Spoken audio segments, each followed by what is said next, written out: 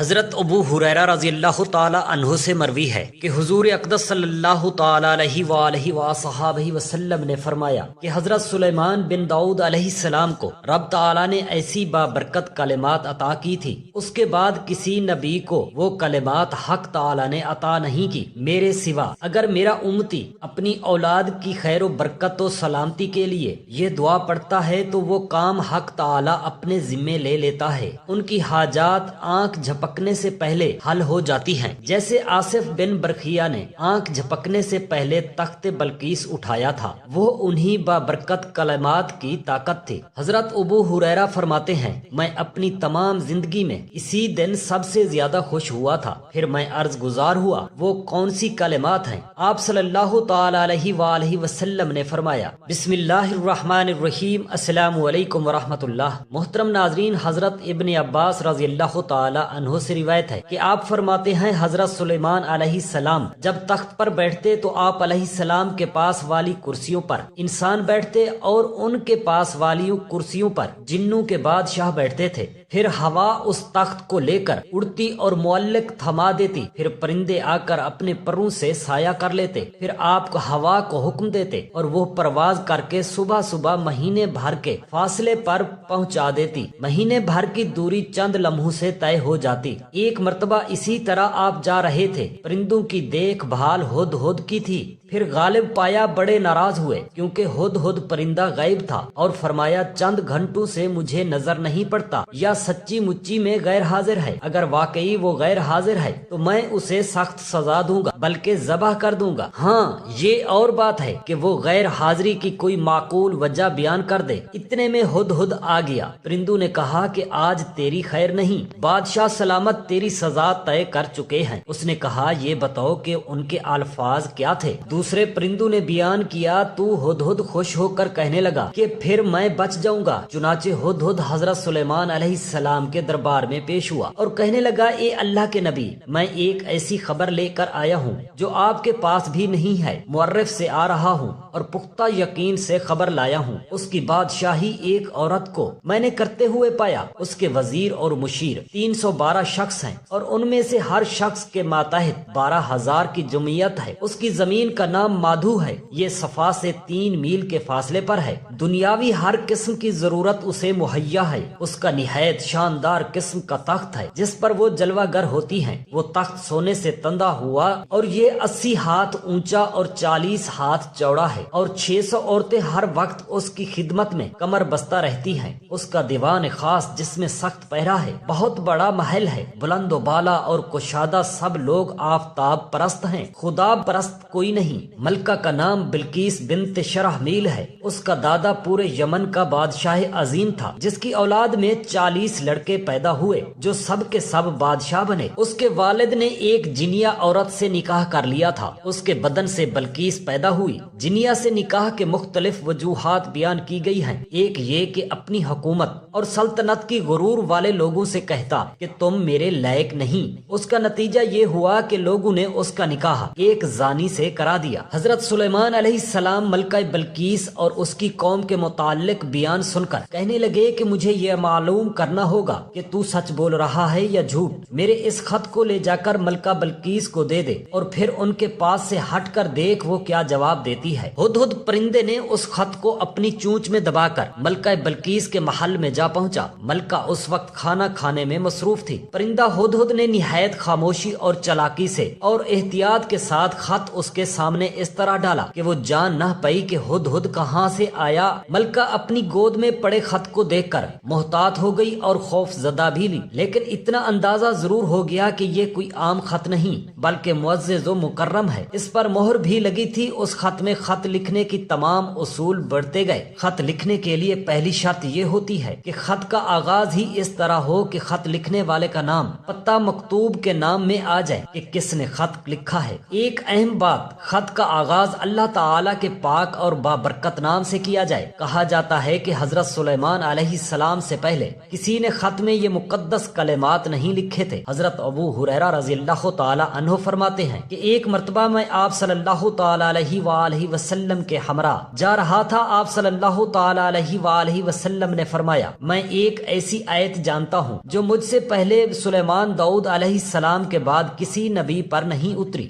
آصف بن برخیہ نے وہی مقدس کلمات پڑھے تھے جن کی بدولت حق تعالی نے ان کی حاجت آنکھ جھپکنے سے پہلے پوری کی تھی۔ اگر وہی کلمات میری امت اپنے لیے یا اپنی اولاد کی خیر و سلامتی کے لیے پڑھے تو ان کی حاجات بھی آنکھ جھپکنے سے پہلے پوری ہو جائے گی۔ میں نے استفسار کیا وہ کون سی آیت ہے؟ آپ نے فرمایا یہ مبارک کلمات آگے جا کر پڑھی جائیں گی۔ خط مختصر لیکن بلیغ انداز میں تحریر کیا گیا تھا۔ خط سے شاہانہ انداز ہی نہیں پیغمبرانہ شان بھی ظاہر ہوتی تھی۔ ابتدا اس امر کی طرف اشارہ تھا کہ سرکشی چھوڑ کر ایک اللہ تعالی کی عبادت کرو۔ یہ کسی بادشاہی کا نہیں بلکہ پیغمبر کا دعوت نامہ ہے۔ ایک اللہ تعالی کی عبادت کرو۔ ملکہ بلقیس عقل مند تھی۔ معاملات کو کس طرح طے کیا جائے وہ با اختیار بھی تھی۔ اس کا فیصلہ اس کے اہل دربار کے لیے رد کرنا ممکن نہ تھا، پھر بھی اس نے اپنا فیصلہ سنانے کی بجائے اہل دربار سے مشورہ ضروری جانا۔ چنانچہ اپنے تمام مشورہ نویس اور سپہ سالاروں کو بلایا اور کہا میری طرف ایک بہت ہی اہم خط ڈالا گیا ہے جس میں مسلمان ہونے اور تابع فرمان بننے کی دعوت دی گئی ہے۔ تم سب جانتے ہو کہ میں کوئی فیصلہ تمہارے بغیر نہیں کیا کرتی۔ تم سب مجھے اپنی اپنی رائے دو کہ ہمیں کیا کرنا چاہیے۔ تمام اہل دربار نے جواب دیا کہ ہمارے پاس طاقت و قوت کی کمی نہیں، اسلحہ اور سامان وافر مقدار میں ہے، ہم بہادر و شجاع بھی ہیں اور میدان جنگ میں نہایت جرأت و مردی کے ساتھ لڑتے ہیں، اس لیے ہمیں خوف زدہ ہونے یا جھکنے کی ضرورت نہیں بلکہ ہماری طاقت مسلم ہے، ہم ہر قسم کے مقابلے کے لیے تیار ہیں، اب جو آپ کا حکم ہو ہم آپ کے فرما بردار ہیں۔ ملکہ بلقیس خود سے اندازہ کر چکی تھی کہ حضرت سلیمان علیہ السلام کے سامنے اس کے لشکر کی کوئی حیثیت نہ تھی، اگر جنگ کی نوبت آئی تو تباہی و بربادی کے سوا کچھ ہاتھ نہ آئے گا۔ اس نے اپنے سرداروں سے کہا جب بیرونی حملہ آور کسی بستی پر حملہ کرتے ہیں تو اسے اجاڑ کر رکھ دیتے ہیں، وہاں کے باعزت لوگ ذلیل و خوار ہو جاتے ہیں، اپنا رعب اور شان و شوکت قائم کرنے کے لیے ہر ترتیب کی جاتی ہے، عورتوں کی عزتیں پامال کر دی جاتی ہیں اور قتل و غارت کی انتہا کر دی جاتی ہے، کھیتیاں جلا کر اجاڑ دی جاتی ہیں، رعایا کو مفلوج بنا دیا جاتا ہے اور سپاہیوں کو قیدی بنا لیا جاتا ہے۔ کیوں نہ ایسی کوشش کی جائے کہ اس عمل سے بچا جائے۔ اس کا طریقہ یوں نکالا کہ حضرت سلیمان علیہ السلام کی خدمت میں تحائف بھیجے جائیں۔ ملکہ کا مقصود یہ بھی تھا کہ حضرت سلیمان علیہ السلام کی آزمائش بھی ہو، اگر وہ تحائف لے کر راضی ہو گئے تو اس امر کی علامت ہوگی کہ وہ ایک بادشاہ ہے اور ان سے مقابلہ کرنے کے لیے دنیاوی وسائل کام دے سکتے ہیں، اگر وہ واقعی نبی ہیں تو ان کے تحائف ان کے نزدیک کوئی اہمیت نہ ہوگی، ان کا ہدیہ قبول نہ کرنا اس امر کی طرف اشارہ ہوگا کہ ہمیں بھی اطاعت کیے بغیر نہ رہ سکیں گے۔ ایک روایت کے مطابق سونے کی اینٹیں، جواہرات، قیمتی برتن، بعض روایت میں ہے کہ 100 غلام جنہیں زنانہ لباس پہنا کر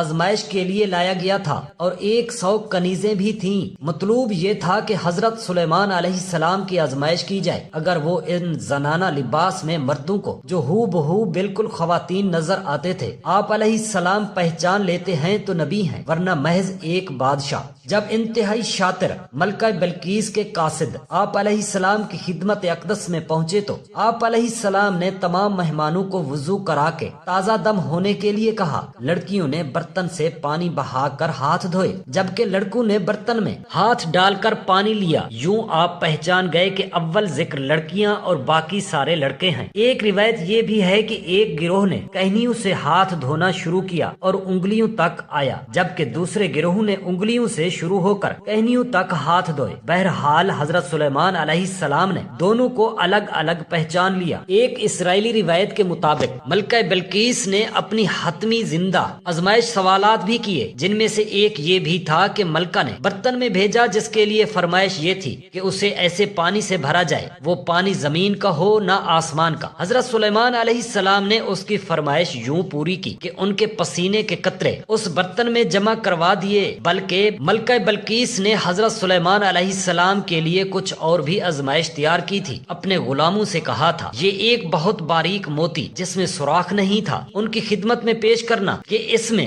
جن اور انسانوں کی مدد کیے بغیر دھاگا ڈال دے۔ دوسرے موتی میں سوراخ ٹیڑھا تھا، اس میں بھی دھاگا ڈالنا ہے۔ اگر یہ ان سوالوں کو احمقانہ یا ناممکن سمجھ کر غصے میں آ گیا تو وہ ایک عام بادشاہ ہے، اگر اس کا رویہ متحمل اور خوشگوار رہا تو جان لینا کہ وہ معمولی بادشاہ نہیں بلکہ نبی ہیں۔ پھر اس کی بات توجہ سے سننا۔ قاصد حاضر ہوا، آپ نے ڈبیا طلب کی۔ اس نے کہا کھولنے سے پہلے بتائیے اس میں کیا ہے۔ حضرت جبرائیل علیہ السلام نے مدد کی۔ آپ علیہ السلام نے فرمایا ایک موتی بغیر سوراخ، دوسرا موتی ٹیڑھے سوراخ والا ہے۔ قاصد نے کہا ان دونوں موتیوں میں دھاگا ڈال دو۔ آپ علیہ السلام نے اپنے درباریوں سے فرمایا موتی میں سوراخ کون کرے گا؟ دیمک نے کام اپنے ذمہ لیا، اپنے منہ میں ایک بال لیا اور موتی میں ایک سرے سے داخل ہو کر دوسرے سرے سے نکل آیا۔ آپ علیہ السلام نے دیمک سے خوش ہو کر فرمایا تمہیں کوئی حاجت ہو تو بیان کرو۔ اس دیمک نے کہا اے نبی علیہ السلام میرا رزق درختوں میں کر دیجئے۔ آپ علیہ السلام نے اس کی فرمائش پوری کی۔ پھر آپ نے ٹیڑھے سراغ والے موتی کو سامنے رکھا اور کہا اس موتی میں دھاگا کون ڈالے گا؟ سفید کیڑے نے آگے بڑھ کر کہا میں یہ کام کروں گا۔ اس نے دھاگا اپنے منہ میں لیا اور ایک طرف سے جا کر دوسری طرف سے نکل آیا۔ حضرت سلیمان علیہ السلام نے اس کیڑے سے اس کی حاجت پوچھی۔ اس کیڑے نے کہا اے اللہ کے سچے نبی میرا رزق پھلو میں رکھ دو۔ اس کی فرمائش بھی رہتی دنیا تک پوری کر دی گئی۔ قاصد تو آپ سے مرعوب ہو چکے تھے۔ جب حضرت سلیمان علیہ السلام نے قاصدوں کے استقبال کے لیے درمیان سے کوئی 30 میل کی مسافت پر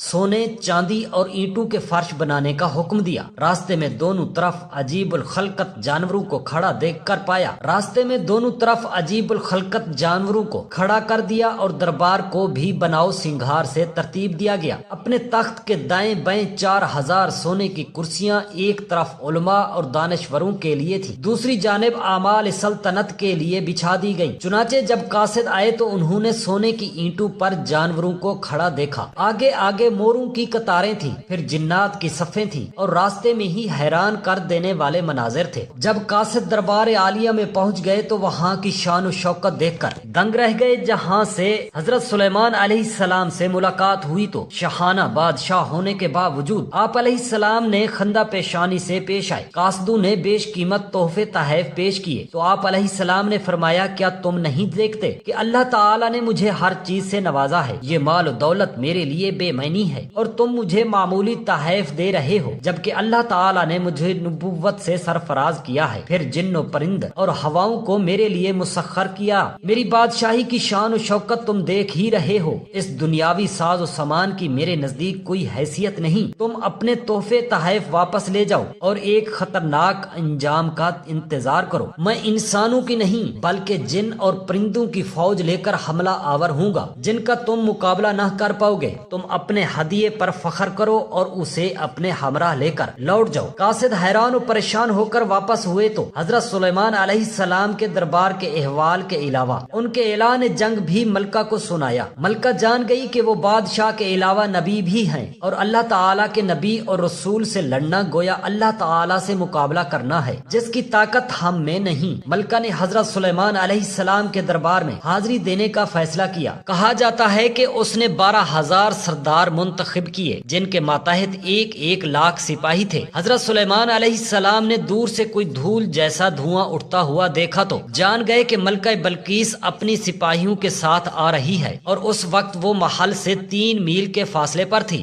حضرت سلیمان علیہ السلام نے سوچا کہ وہ میرے دربار کی شان و شوکت کے ساتھ ساتھ پیغمبرانہ معجزہ بھی دیکھ لیں، اس لیے آپ علیہ السلام نے اپنی اس مجلس میں کہا جہاں آپ صبح سے دوپہر تک مقدمات کا فیصلہ کیا کرتے تھے، جہاں جن و انس سب ہی شریک تھے۔ آپ علیہ السلام نے فرمایا کہ کیا ملکہ بلقیس کا تخت جس کی بیش قیمت اور نادر ہونے کی بہت شہرت ہے، ملکہ کے میرے دربار میں پہنچنے سے پہلے کوئی لا سکتا ہے؟ کیونکہ جب وہ یہاں آ جائے گی ایمان لے آئے گی، پھر اس کا مال ہم پر حرام ہو جائے گا۔ بہرحال ایک طاقتور اور سرکش جن جو ایک بڑے پہاڑ جتنی جسامت رکھتا تھا، اگر آپ مجھے اجازت دیں تو میں آپ کا دربار برخاست کرنے سے پہلے اس تخت کو اٹھا کر یہاں لا سکتا ہوں۔ پھر آپ جانتے ہیں کہ میں بہت ہی امانت دار ہوں اور ذخیرہ جواہرات سے مزین تخت سے کوئی چیز نہیں چراؤں گا۔ ظاہر ہے کہ جن انسان کے مقابلے میں غیر معمولی قوتیں رکھتا ہے، کسی انسان کے لیے یہ ممکن نہیں کہ وہ بیت المقدس سے مغربی یمن جو 1500 1000 میل کا فاصلہ 2-4 گھنٹوں میں طے کر کے تخت یہاں پہنچائے، اور تخت بھی کوئی عام معمولی نہیں، نہایت وسیع و عریض اور وزنی، جسے اٹھانا فرد واحد کے بس کی بات نہ تھی، اور پھر تخت بھی وہ سب سے زیادہ حفاظت جہاں خود اس کے لوگوں کی رسائی ممکن نہ تھی۔ مجلس شورا میں موجود ایک شخص بول اٹھا، یہ وہ شخص تھا جس نے کتاب کا علم حق تعالی نے عطا کیا تھا۔ آپ کی پلک جھپکنے سے بیشتر میں جاتا ہوں کہ آپ کی خدمت میں حاضری کر سکتا ہوں۔ وہ شخص حضرت سلیمان علیہ السلام کا مغرب کا صحابی بتایا گیا ہے، اس کا نام آصف بن برخیہ ہے۔ وہ حضرت سلیمان علیہ السلام کے وزیر تھے اور نسل انسانی سے تعلق رکھتے تھے۔ حضرت ابن عباس رضی اللہ تعالی عنہ کے مطابق آپ حضرت سلیمان علیہ السلام کے کاتب بھی تھے، آپ کے خالہ زاد تھے، اس وقت کے ولی اللہ تھے اور اسم اعظم جانتے تھے۔ البتہ ہو سکتا ہے کہ اللہ نے انہیں کرامات بخشی ہو، جس کے سبب انہوں نے جن کے مختصر مہلت کو بھی طویل جانا اور کہا کہ میں پلک جھپکنے سے پہلے تخت حاصل کر سکتا ہوں۔ چنانچہ لمحہ برباد کیے بغیر آصف بن برخیہ نے بسم اللہ الرحمن الرحیم یہ بابرکت کلام پڑھا اور تخت بلقیس کو حاجت جانی، اور اللہ تعالیٰ نے ان کی وہ حاجت پوری کر دی۔ یہ ہے وہ مقدس کلام جس کو پڑھنے سے ہر دلی مراد پوری ہو جاتی ہے۔ یہ وہ کلام ہے جو ہمارے نبی کریم حضرت محمد مصطفیٰ صلی اللہ تعالی علیہ وسلم کے علاوہ صرف حضرت سلیمان علیہ السلام کو عطا کی تھی۔ حضرت سلیمان علیہ السلام نے تخت اپنے سامنے موجود پایا، تمام اہل دربار حیرت زدہ رہ گئے۔ آپ نے فرمایا، یہ میرے رب کا فضل ہے جو مجھے آزمانا چاہتا ہے کہ میں شکر گزاری کرتا ہوں یا بے پرواہ رہتا ہوں۔ لمحے بھر میں تخت کی یہاں موجودگی میں میرا یہ آصف بن برخیہ کا کوئی کمال نہیں، یہ سب حق برتر کی عطا ہے۔ بہرحال تخت پہنچ گیا۔ آپ علیہ السلام نے حکم دیا اس تخت کی حالت تھوڑی بہت تبدیل کر دی جائے، کچھ ہیرے جواہرات بدل دو، رنگ تبدیل کر دو، تاکہ جب ملکہ یہاں پہنچے تو دیکھا جائے کہ آیا وہ اپنے تخت کو پہچانتی ہے یا نہیں، اتنا بڑا معجزہ دیکھ کر وہ راہ ہدایت پاتی ہے یا نہیں۔ دربار سلیمان علیہ السلام میں حاضر ہوئی، وہ اپنی طرف سے بڑی شان و شوکت کے ساتھ اونٹوں کے قافلوں کے ساتھ، جس پر عہد و عنبر خوشبو لدی تھی، بہت سونا ہیرے جواہرات لے کر یہ آئی تھی۔ جب وہ وہاں پہنچی تو یقیناً یمن اس کے لیے حیران کن تھا۔ اس کے سامنے موجود تخت تھوڑی بہت تبدیلیوں کے ساتھ اس کا اپنا تھا۔ بولی، یہ تو میرا تخت ہے، یہ کیسے آ گیا؟ کہنے لگی، کہاں روشنیم، کہاں سبا کا علاقہ، اس کا محل، اس کے محافظ اور وہاں کھڑے پہرے دار، اس کا تخت، یہ کیسے ممکن ہے؟ شدید پہرے کے باوجود تخت یہاں بیت المقدس میں حضرت سلیمان علیہ السلام کے دارالسلطنت میں، اسے یہاں کون لا سکتا ہے؟ وہم میں مبتلا تھی کہ حضرت سلیمان علیہ السلام نے سوال کیا، تیرا تخت بھی ایسا ہی ہے؟ ملکہ بلقیس واضح جواب دینے کی قدرت نہ رکھتی تھی، مبہم انداز میں بولی، ہم تو اس کرامت سے پہلے یار کی نبوت کے قائل ہو چکے تھے۔ حضرت سلیمان علیہ السلام نے سوچا کہ نبوت کی معجزے تو وہ دیکھ چکی ہے، اب اسے ظاہری سلطنت اور جاہ و جلال بھی دکھایا جائے۔ چنانچہ ملکہ بلقیس سبا کی آمد کی خبر سن کر آپ جنوں کو ایک ایسے محل کی تعمیر کا حکم دے چکے تھے جو صرف اور صرف کانچ کا تھا اور اس کے نیچے پانی سے لبالب، اس شیشہ بہت ہی صاف شفاف تھا، آنے والا شیشے کا امتیاز نہیں کر سکتا، بلکہ اسے ایسے ہی معلوم ہوتا کہ پانی ہی پانی ہے، حالانکہ اس کے اوپر شیشے کا فرش ہے۔ بادشاہ کا مذہب عوام کا مذہب ہوتا تھا، اس لیے ملکہ بلقیس کی ایمان لانے کے ساتھ ہی اس کی پوری قوم بھی ایمان لے آئی۔ اللہ تعالیٰ سے دست ادب دعا ہے میرے تمام مسلمان بہن بھائیوں کے بچوں کو اللہ پاک اپنے حفظ و امان میں رکھے، آمین ثم آمین یا رب العالمین، جزاک اللہ خیرا کثیرا۔